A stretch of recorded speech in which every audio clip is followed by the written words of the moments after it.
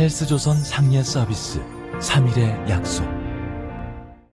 네, 여러분 안녕하십니까? 이 옳지 못한 일, 양심을 저버리는 일, 법에 어긋나는 일, 이런 일을 저지른 고위 공직자가 자신도 모르는 사이에 깊은 수렁에 빠져버리곤 하는데요.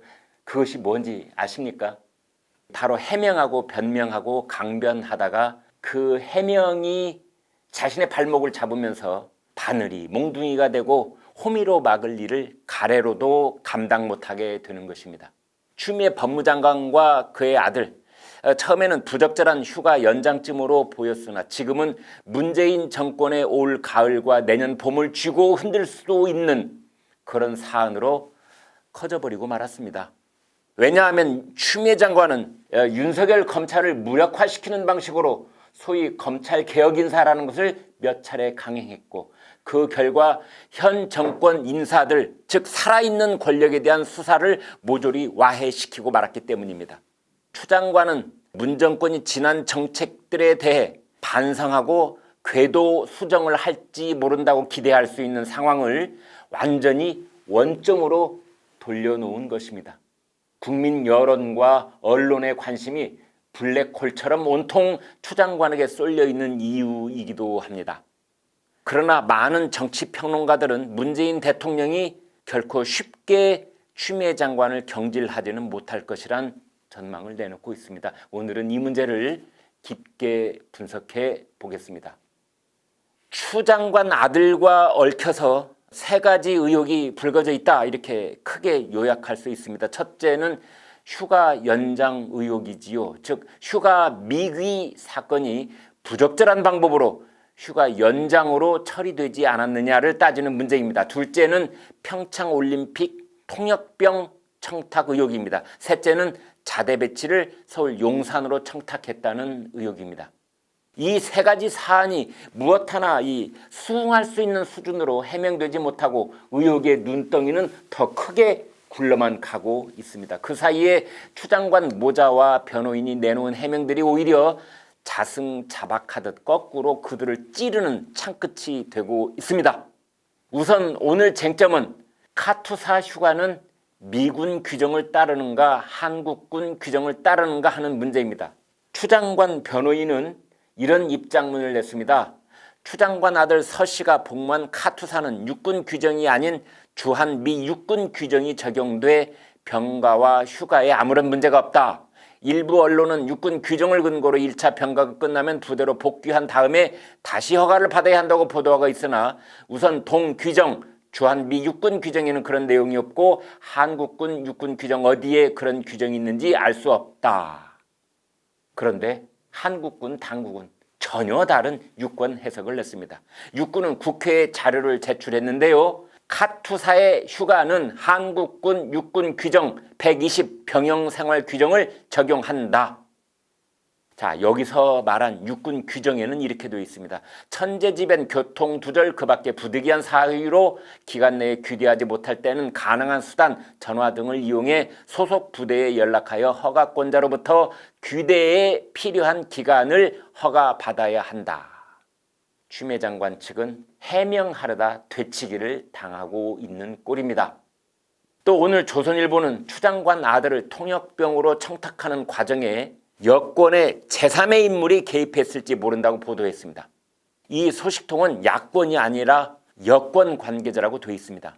이렇게 말했습니다. 당시 당대표이던 추 장관 아들 문제와 관련해 제3의 여권 인사가 청탁에 관여했다.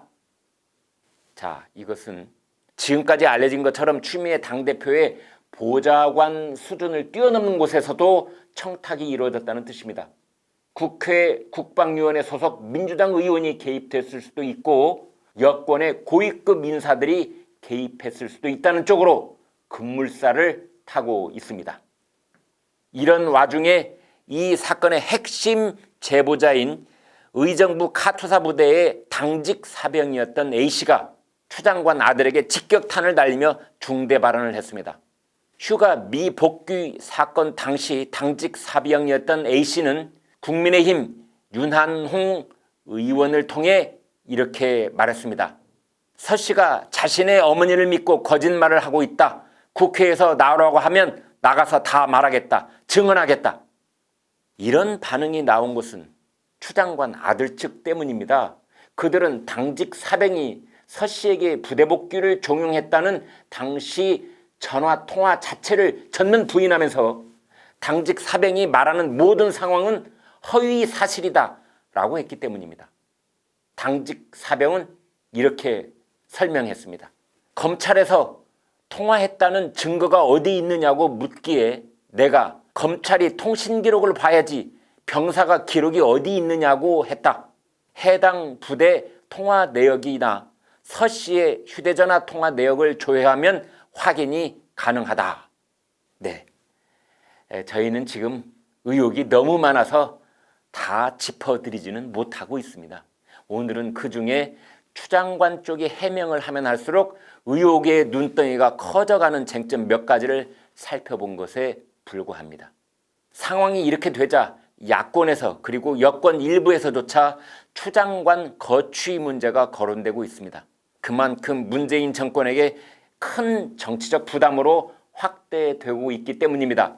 국민의힘 김종인 위원장은 추 장관의 존재 자체가 법치 파괴라면서 강력하게 사퇴를 요구했습니다. 네, 추미애 장관의 선택지는 다음과 같습니다. 첫째, 특임검사 혹은 특별검사를 받아들이면 됩니다. 왜냐하면 추 장관이 인사권을 행사한 서울 동부지검이 이 사건을 맡는다는 것은 명백한 이해 충돌이요 재척 사유에 해당하기 때문입니다. 이것이 가장 상식적인 해결책입니다. 둘째는 추 장관이 전격적으로 사퇴 의사를 밝히는 것입니다. 셋째는 시간이 흐르기만을 기다리며 깔아뭉개고 가는 것입니다. 문 대통령이 당대표까지 지냈던 자신을 차마 어쩌지는 못할 것이란 생각을 하고 있을 수도 있습니다. 그렇다면 문재인 대통령의 생각은 무엇일까요? 추미애 법무장관을 경질할 수 있을까요?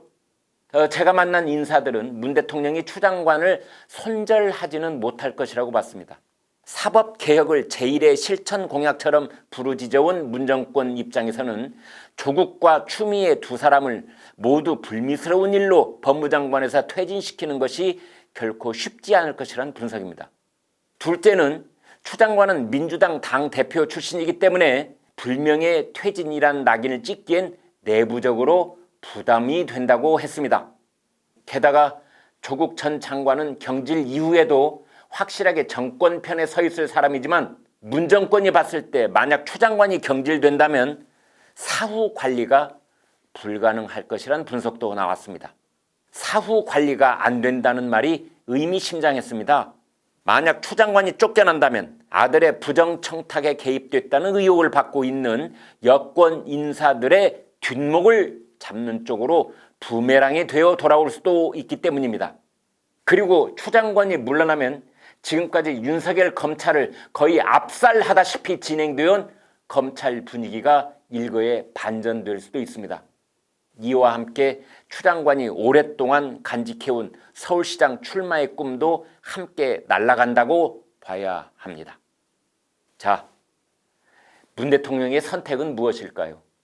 문 대통령에게 조국과 추미애는 전혀 다른 인물입니다. 한마디로 말해서 조국에게는 마음의 빚이 있다면 추 장관에게는 전혀 없습니다. 아니 오히려 사이가 안 좋았던 때도 많았습니다. 문 대통령은 어떤 선택을 할까요? 추 장관을 끌어안고 올 가을 추석 밥상과 급락한 국민 여론을 견뎌낼 것입니까? 아니면 이미 후임자를 물색하는 수순에 들어가 있다고 봐야 할 것입니까? 여러분은 어떻게 보십니까?